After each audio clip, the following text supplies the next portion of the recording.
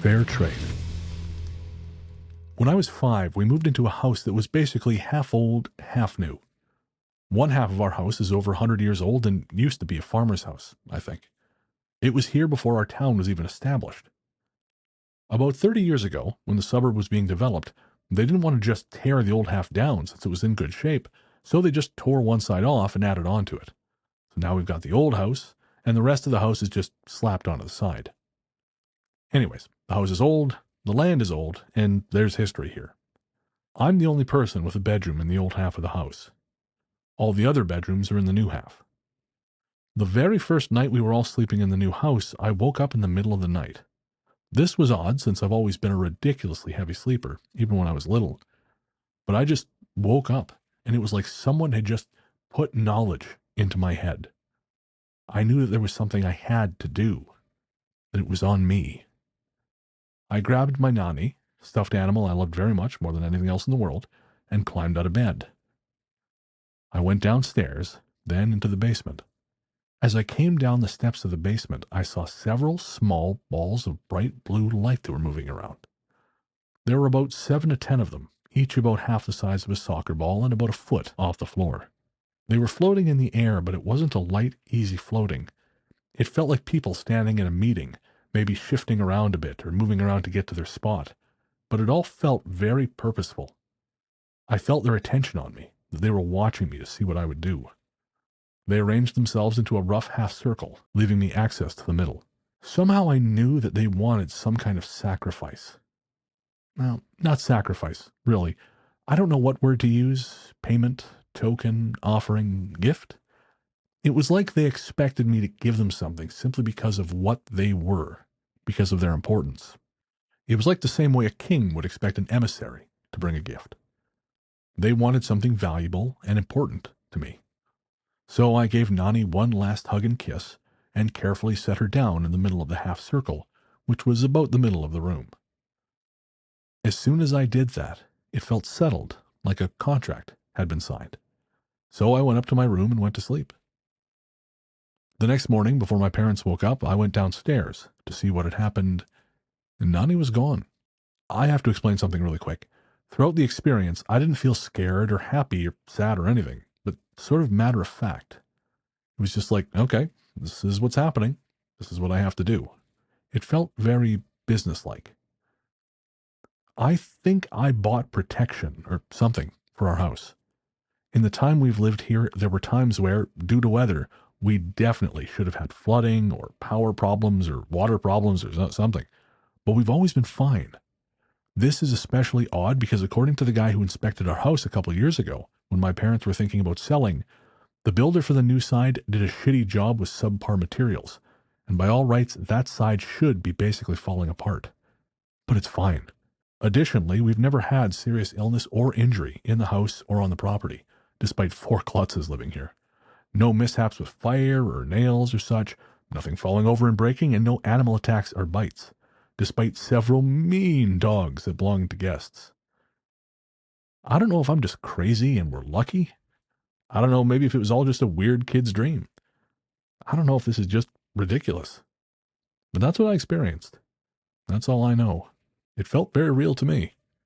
So, Paul, this is a really interesting story. This might actually be my favorite from here just because of the, frankly, fey nature of it.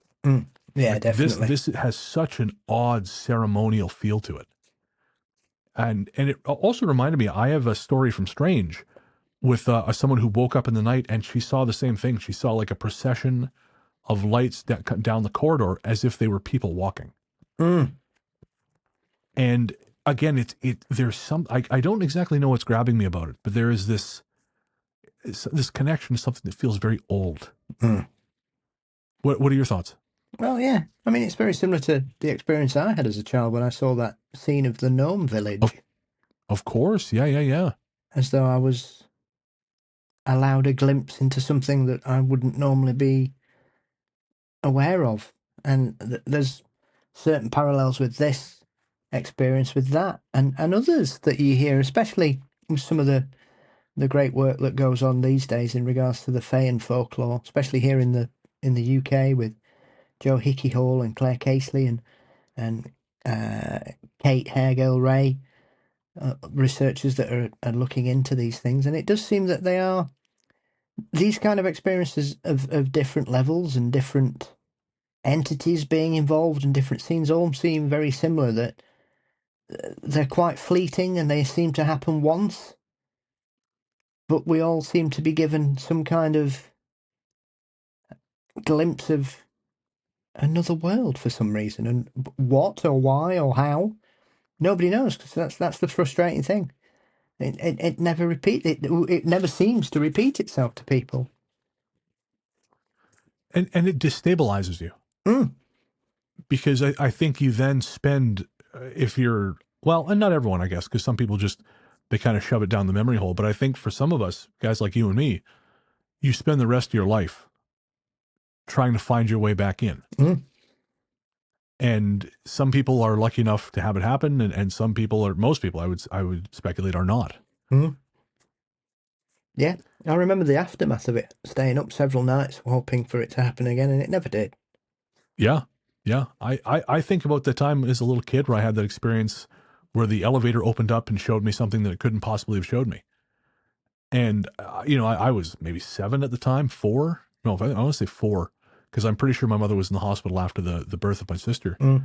But it just, yeah, I think it was after that point I took up an interest in ghost shit. I used to read my friends' ghost books, the few ghost books we had in the library in my primary school. Mm. And yeah, it gets in. And it's almost like, I think I've used this example before, but have you seen the movie Midnight Special No, with Michael Shannon? no, I haven't. I've No? heard of it, but I've not seen it. Yeah, so spoilers for Midnight Special. I mean, too bad, it's been out for like 10 years. There's this kid who's got this gift, and this church has kind of co-opted him because they say his gift is prophecy. Mm. But what it turns out is that this kid is actually born of a different civilization who lives parallel to us. Mm. And he just wants to get home. Mm. And eventually he does. And for some reason, every time I watch that scene, I just sob. Every time that, because for a brief period, there's a natural anomaly that allows this, for us to see this other world that exists alongside ours. And for whatever reason, I always cry. And I don't know why. Because it's not, I mean, it's an emotional movie, but it's not like, it's not Field of Dreams. Come on. It's not Man on Fire, which regularly makes me cry. But yeah, I don't know. And sometimes I wonder if that's part of it, right? Because we've all had that moment of seeing something outside our experience. And I wonder if it calls to us and it makes us long for maybe a home that we didn't know we had. Maybe that's the place we come from, or maybe the place we go to. I don't know. Tolkien once said that he believed that the further away we got from nature, the less we understood about these kinds of encounters, or words to that effect.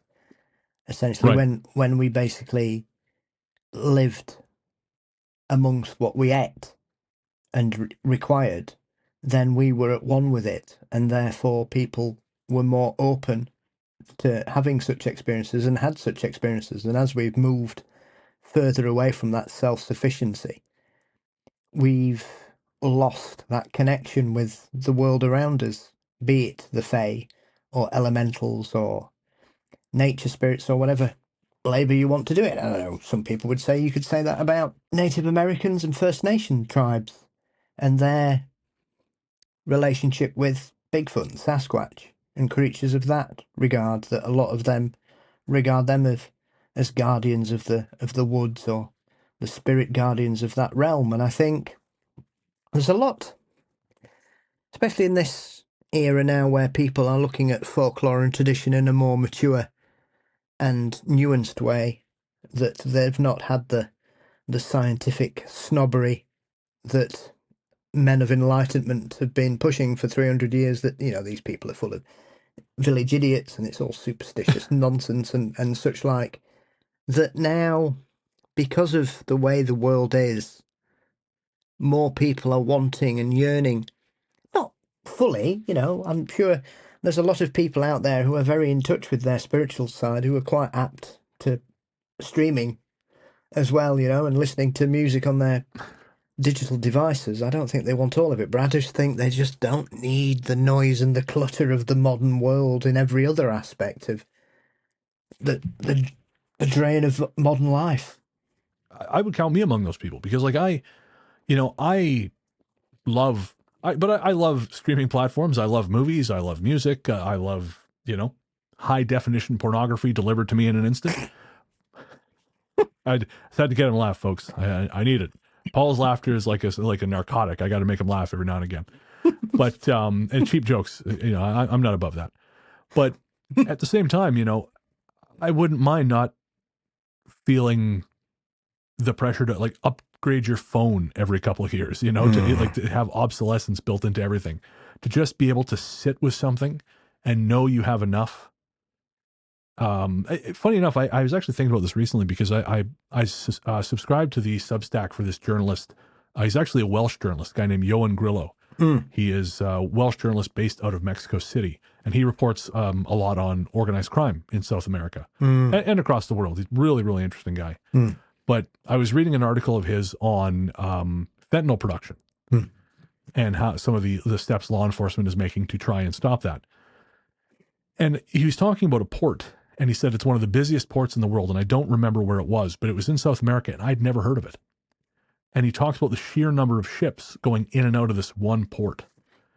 And I think I've told you the story of back when I was working at the government about 15, 16 years ago, when with the fax machine where it was the time for the marks to come in, because I was working for the secondary school part of the Ministry of Education, and we had to enter all the new marks, and these teachers were just faxing in page after page of updates on kids' grades, and I kept having to feed these fax machines reams and reams of paper, and I suddenly stepped outside the situation and I thought, Jesus, we're just one office.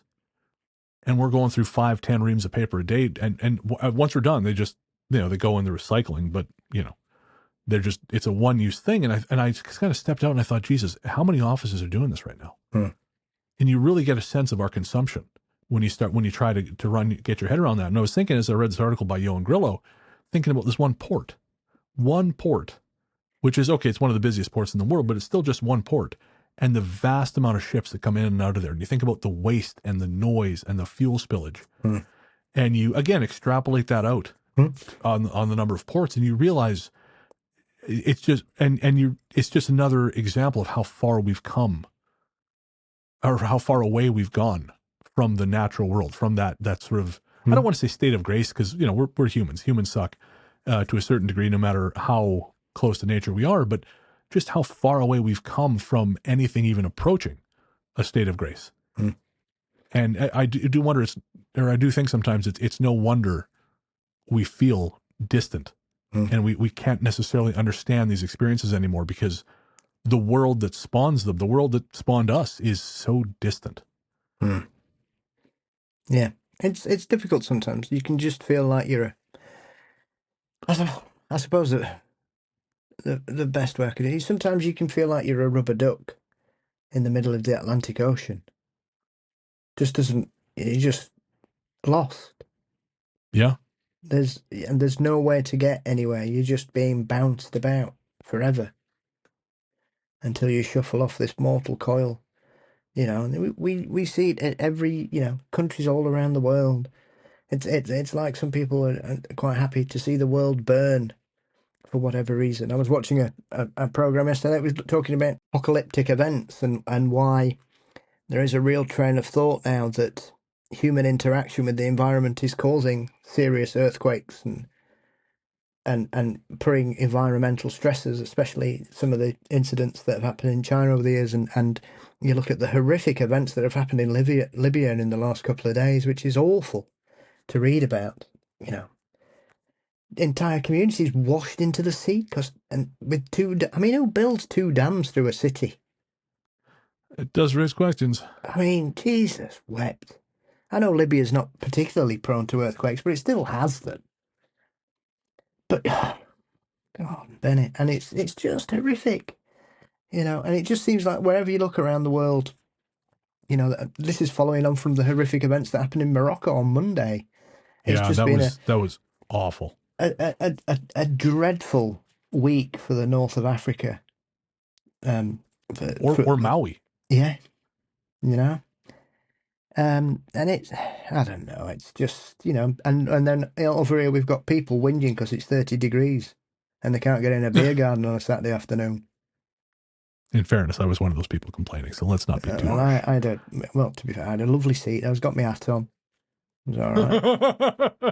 A couple of pints. Well, old was good. That's I think that's actually a really good note to end on, because I think a lot of folks are like that, that we're just, especially given the times and all the things we've described, we're kind of adrift. And I think it's not uncommon to feel that way. And I think if you do feel adrift like that, folks, just seize on the good things, the people you love, the good things that are happening. Those are the things to focus on. Again, bad shit's going to happen and you can't ignore it, but you also can choose not to let it rule you. And I think cling to those good things like you would a life preserver in the ocean. And sometimes those currents do deliver you safely back to the land. And I think if enough of us do those things, I think we all stand a good chance of getting there together. And to be fair, I think right now, you've never had a better chance to be able to follow your own path inside the constraints of what the world wants it to be. We've got the ability and the tools and the support from a fully connected world to be able to make our own way in the world without conforming to what people want us to be. And long may that part of the modern world continue. So you too can start a podcast.